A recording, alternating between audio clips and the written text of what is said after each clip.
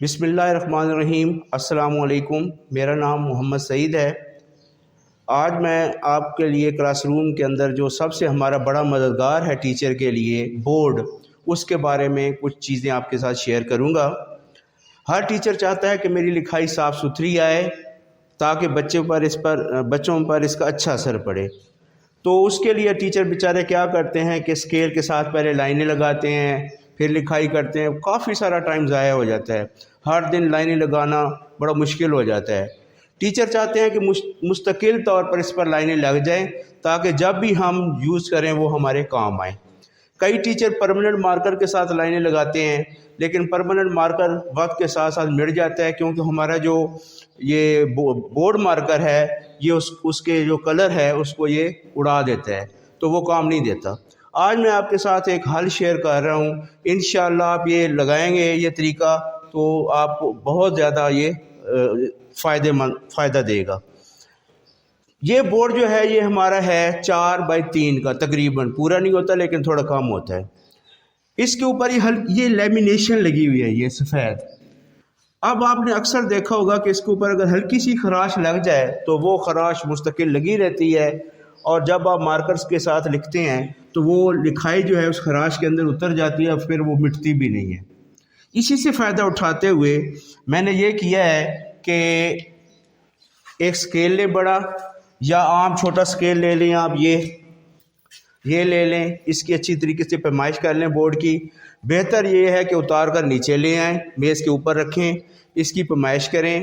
मैंने जो पैमाइश की है इसके मुताबिक ये मैंने बताया था कि इस तरफ से ये 36 इंचज़ है, ये इस तरफ से ये 48 इंचज़ है, और इस तरफ से ये जो है ये 36 इंचज़ है।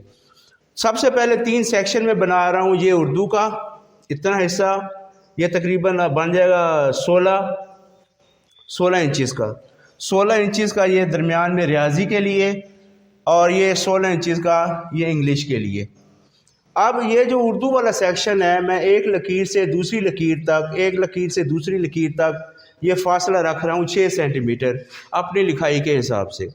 अगर आप इसको ज़्यादा बड़ा रखना चाहें 6 से 7 सेंटीमीटर के फासले पर भी लगा सकते हैं, लेकिन 6 से कम ना लगाएं, क्योंकि इस तरह क्या होगा कि लिखाई आपकी बारीक आएगी और बच्चों को समझ नहीं आएगी। करना आपने ये है कि कोई भी तेज़ धार चीज़, जैसे ये मस्टर टेस्टर है, इसकी धार आप अच्छी तरह तेज़ कर लें, या मेरे पास ये कैंची पड़ी है, इसकी आगे नोक काफ़ी तेज़ है तो मैं इससे हेल्प ले रहा हूँ। आपने ये ले लेनी है, निशान आपने लगा लेने हैं अर्जी, और इसके साथ ये स्केल ऐसे रखेंगे, ऐसे करके इसको अच्छी तरह दबा देंगे, और आप उस तेज़ धार से इसके ऊपर लाइन लगा देंगे। जाहिर है ये लाइन अभी आपको नज़र तो नहीं आएगी, ये लाइन इधर मैं खड़ा हूँ तो मुझे नज़र आ रही है, लेकिन ये बच्चों को नज़र नहीं आएगी।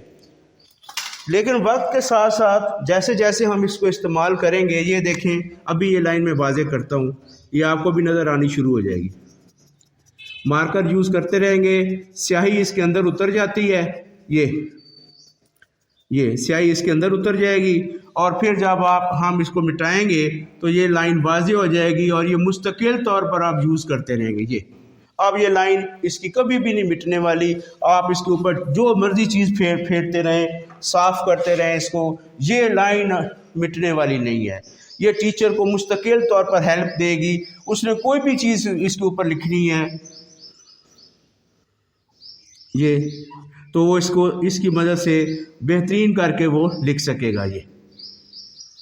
तो ये जो मैंने लाइनें लगाई हैं ये 6-6 सेंटीमीटर के फासले पर लगाई हैं। इस तरह ये जो दरमियान वाला जो हिस्सा है, इसमें 4x4 के हम डब्बे बना सकते हैं। 4 सेंटीमीटर, फिर 4 सेंटीमीटर पर लाइन लगा दें। इस तरह ये लाइनें लगा लेंगे आप वर्टिकली, फिर 4 सेंटीमीटर के फासले पर आप हॉरिजॉन्टली लगा लेंगे, और इसके डब्बे बन जाएंगे। फिर उनके आप काउंटिंग लिखें, टेबल्स लिखें, जो भी काम करना है वो आपके इधर काम दे देगा। तो इधर ये जो है वो 4 सेंटीमीटर के फासले पर आपने लगाना है। उर्दू का 6 सेंटीमीटर के फासले पर लाइनें थी, और इसका 4 सेंटीमीटर के फासले पर। अब अगला सेक्शन आ जाता है हमारा इंग्लिश का। انگلش کے لیے میں جو اپنی لکھائی کے حساب سے لگا رہا ہوں وہ ہے 2-2 سینٹی میٹر کا. 2-2 سینٹی میٹر کے فاصلے پر آپ یہ پورے حصے پر لگا دیں. پورے حصے پر لائنیں لگائیں گے تو اس کا فائدہ یہ ہوگا کہ یہ 4 لائنیں تو آپ نے انگلش کے لیے یوز کر لی، لیکن نیچے جو اردو آپ نے لکھنی ہے، کوئی اس کی ٹرانسلیشن لکھنی ہے، معنی لکھنے ہیں، کچھ بھی میننگز وغیرہ لکھنی ہے، تو یہ آپ 1 یا 2 لائنوں پر یہ بھی لکھ سکتے ہیں. پھر اگلی 4 پر پھر انگلش آ جائے گی، پھر اگلی 1-2 آپ اردو کے لیے یوز کر دیں گے. تو یہ ساری 2-2 سینٹی میٹر پر یہ سائڈ آپ لگا دیں. بورڈ کو 3 حصوں میں بانٹ لیں، ایک حصہ اردو، ایک ریاضی اور ایک انگلش. اب یہ ایسا کیوں کرتے ہیں؟ کیونکہ چھوٹے بچے لکھنے میں کئی بہت سلو ہوتے ہیں. آپ نے اگلا کام شروع کرنا ہے تو وہ کہتے ہیں سر ہم نے تو ابھی وہ کام مکمل بھی نہیں کیا. تو ہم اس کو پھر یہ کہہ سکتے ہیں کہ بیٹا آپ 1 منٹ کے لیے یہ رکھ لیں، اگلی چیز ہم سمجھ لیں، پھر جب یہ ختم ہو جائے تو بریک ٹائم یہ آپ کا کام لکھا پڑا ہے، یہ آپ اس وقت لکھ لینا. تو ہم اگلا کام شروع کر سکتے ہیں، وہ لکھا سکتے ہیں، جو بچے کر کے بیٹھے ہیں وہ لکھ لیں گے، اور یوں جو ہے آپ کی لکھی ہوئی چیز کو وہ بریک ٹائم میں پورا لکھ سکتا ہے. امید ہے مجھے کہ آپ کو یہ ویڈیو پسند آئی ہوگی، اور انشاءاللہ آپ اس لائنوں سے فائدہ اٹھائیں گے اس طریقے سے، اور آپ کو بہت زیادہ پھر مزہ آئے گا.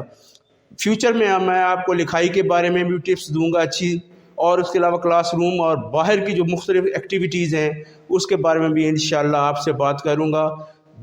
جو بھی میرا تجربہ ہے، جو بھی میں نے آج تک گین کیا ہے، وہ انشاءاللہ بہت شارٹ طریقے سے میں آپ تک پہنچاؤں گا. امید ہے آپ میرا ساتھ دیں گے، میرے چینل کو سبسکرائب کریں گے اور لائک کمنٹس بھی کرتے رہیں گے. جزاک اللہ، شکریہ. السلام علیکم.